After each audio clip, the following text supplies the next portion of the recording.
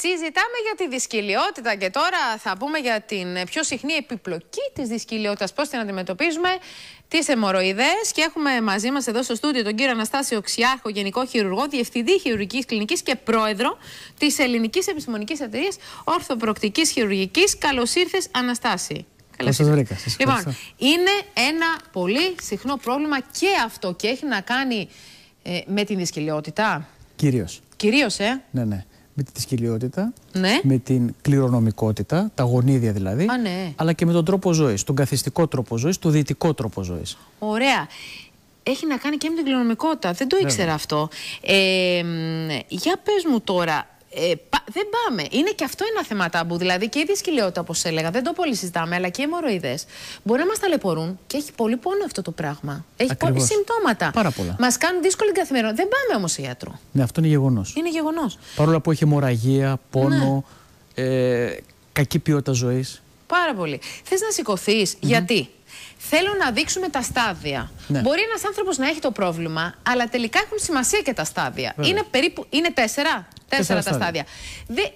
Δεν χρειάζεται όμως πάντα αντιμετώπιση χειρουργική. Είναι τα διάφορα στάδια. Πάμε να δούμε. Αυτό είναι το πρώτο. Το πρώτο στάδιο. Μας εξηγείς. Αναστασία, έλα λίγο πιο κοντά. Οι αιμορροίδες είναι εσωτερικές, δηλαδή δεν βγαίνουν έξω από το έντερο και δημιουργούν ήπια ενοχλήματα. Μπορεί να είναι μια μικρή αιμορραγία. Τίποτα άλλο. Στο δεύτερο στάδιο. Πάμε να δούμε το δεύτερο. Στο δεύτερο στάδιο, οι αιμορροίδες, όπως βλέπετε, είναι μεγαλύτερες και συνήθως βγαίνουν κατά την αφόδευση στιγμιαία, δημιουργούν προβλήματα και πολύ εύκολα μπαίνουν μέσα. Το τρίτο στάδιο. Όλα αυτά τα στάδια τα ζείτε εσείς που έχετε το πρόβλημα και μας τα εξηγεί εδώ ο κύριος Ξιάρχος. Το τρίτο. Στο τρίτο στάδιο έχουν η ιστοί γίνει πιο παθολογική. Η αιμορροίδα, ο όζος αυτός έχει φουσκώσει και πάντα βγαίνει κατά την γέννηση. Αλλά ακόμα ανατάσσεται αυτόματα. Κατάλαβα. Και εδώ μπορεί να υπάρχει πάλι αιμορραγία, βλένα, τσούξιμο, πόνος ή αίσθημα τέλους αφόδευσης. Και το τελικό στάδιο, που εκεί είναι πάρα πολύ άσχημα τα πράγματα. Αυτό είναι το τέταρτο στάδιο. Οι αιμορροίδες είναι μόνιμα έξω. Δεν ανεβαίνουν μέσα. Δημιουργούν σοβαρά προβλήματα. Ο ασθενής εδώ υποφέρει. Έχει πολύ κακή ποιότητα ζωής. Πολύ κακή ποιότητα ζωής.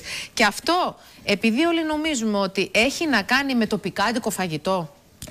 Εντάξει. Έχει να κάνει. Το πικάντικο φαγητό, το αλκοόλ, επιδεινώνει. Επιδεινώνει. Και οι φυτικές ίνες που λέγαμε και πριν μπορούν να προστατεύσουν σε όλη αυτή την κατάσταση. Ναι. Τα πρώτα δύο στάδια δεν είναι χειρουργικά στάδια. Δεν χρειάζεται να γίνει κάποια επέμβαση. Λέμε να αυξήσουμε τις φυτικές ίνες, να πιούμε περισσότερο νερό, να έχουμε μια ήπια γυμναστική, να μην καθόμαστε πάρα πολλές ώρες, να αποφεύγουμε τα φαγητά τα κορεσμένα σε λιπαρά και όσο μπορούμε το άγχος. Τα άλλα δύο στάδια, το τρίτο και το τέταρτο ποια? Τα δύο τελευταία στάδια είναι χειρουργικά. Εδώ η ποιότητα ζωής έχει διαταραχθεί πολύ, ο ασθενής υποφέρει. Πολλές φορές όλη του τη δραστηριότητα την εξαρτά από την γένωσή του, να είναι στη δική του τουαλέτα, να είναι μια συγκεκριμένη ώρα, γιατί δεν μπορεί να φύγει το επόμενο 2 ώρο αν δεν το διαχειριστεί. Και εδώ χρειάζεται επέμβαση. Για να δούμε τώρα τη λύση. Για να δούμε τη μέθοδο που παλιότερα υπήρχε μεγάλη ταλαιπωρία σε αυτό το κομμάτι, στο χειρουργικό, στην αντιμετώπιση της αιμορροειδοπάθειας. Τώρα πια να βλέπουμε. Παλιά τις αιμορροίδες τις κόβαμε πάντα. Τώρα, αν χρειαστεί, πρέπει να τις κόψουμε ενδεχομένως στο τέταρτο στάδιο. Στο τρίτο στάδιο και στις αρχές του τετάρτου, όπως βλέπουμε εδώ, έχει αλλάξει η κουλτούρα αντιμετώπισης. Δεν τις αφαιρούμε, τις κάνουμε φυσιολογικές. Δηλαδή, τις παίρνουμε από τρίτου ή αρχές τετάρτου βαθμού και γίνονται αιμορροίδες όπως γεννηθήκαμε. Γιατί οι αιμορροίδες χρειάζονται. Κάνουν εγκράτεια και προστασία. Για πες μου τώρα τι βλέπουμε, το παίζουμε. Εδώ με έναν υπέρηχο, αυτή είναι η μέθοδος των υπερήχων, βρήκαμε το αγκείο που πάσχει, που είναι εκεί, το μπλοκάραμε, το απολυνώσαμε και κάνοντας αυτές τις ραφές κάναμε ένα lifting. Κοιτάξτε πώς μπαίνουν μέσα οι αιμορροίδες. Και μπαίνουν μέσα. Μπαίνουν μέσα και γίνονται φυσιολογικές. Αυτή η μέθοδος έχει πλεονέκτημα, δηλαδή μπορείς να επιστρέψεις στην καθημερινή σου δραστηριότητα πότε, ας πούμε? Είναι ελάχιστα επεμβατική, είναι ανώδυνη, είναι ανέμακτη και ο ασθενής ουσιαστικά μετά από 2-3 μέρες το αργότερο πάει στις δραστηριότητες του. Πονάει? Όχι, δεν έχει πόνο συνήθως. Δεν έχει πόνο. Δεν έχει. Αυτά που μας περιγράφεις είναι πάρα πολύ καλά, διότι μπορεί ο άνθρωπος και επιστρέφει και δεν έχει όλο αυτό το πακέτο της ταλαιπωρίας. Και δεν έχει ακροτηριαστεί. Έχει τις αιμορροίδες, τους έχει φυσιολογικές. Ναι.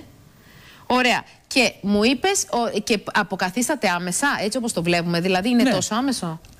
Αυτό που βλέπουμε τώρα, δηλαδή που βρήκαμε το αγκείο με τον υπέρηχο και κάναμε το lifting, την ανόρθωση, γίνεται σε 6 θέσεις κυκλικά. Κατάλαβα. Στο τέλος επέμβασης, όλο το πρόβλημα έχει αποκατασταθεί μπροστά στα μάτια μας. Ωραία. Που διαρκεί περίπου 20 με 40 λεπτά. Σε ευχαριστώ πάρα πολύ, Αναστάση. Να ευχαριστήσω τον κύριο Αναστάσιο Ξιάρχο. Ευχαριστώ πάρα πολύ.